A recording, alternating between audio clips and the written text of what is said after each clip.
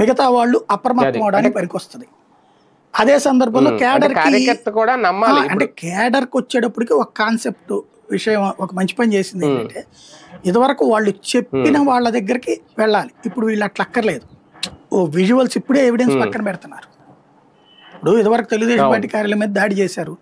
వాళ్ళు దేవినేని అవినాష్ మనుషులా, లేకపోతే గన్నవరంలో అయితే వంశీ మనుషులా, దీనికోసం సాక్ష్యాలకి వాళ్ళు అవి దాచిపెట్టుకున్నారు. మిగతా అన్ని ఇష్యూస్లో దాచిపెట్టుకోలేదుగా. అట్లాగా దాచిపెట్టుకున్న చోట వాళ్ళకి వేరే తప్పుడు కేసులు పెట్టి పెట్టాల్సి వస్తుంది. ఇప్పుడు ఒరిజినల్ కేసులో పెడతారు. కాబట్టి కార్యకర్తల పరంగా అయితే గనక, అంటే నా దృష్టిలో ఈ ప్రతీకార రాజకీయాలు అన్నాళ్ళు మనందరం ఫ్యాక్షనిస్టులుగా మారిపోతాం, లేదా ఫ్యాక్షన్ చేతుల్లో బానిసలుగా మారిపోతాం.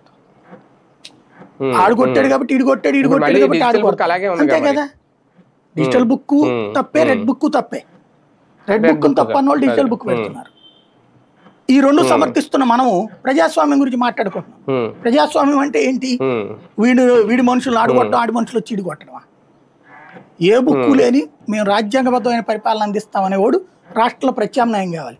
అలా అనగలిగినటువంటి పవన్ కళ్యాణ్ అంటలేదు, అలా అనాల్సినటువంటి భారతీయ జనతా పార్టీ అంటలేదు. అది లోపం ఇక్కడ. అదే కదా.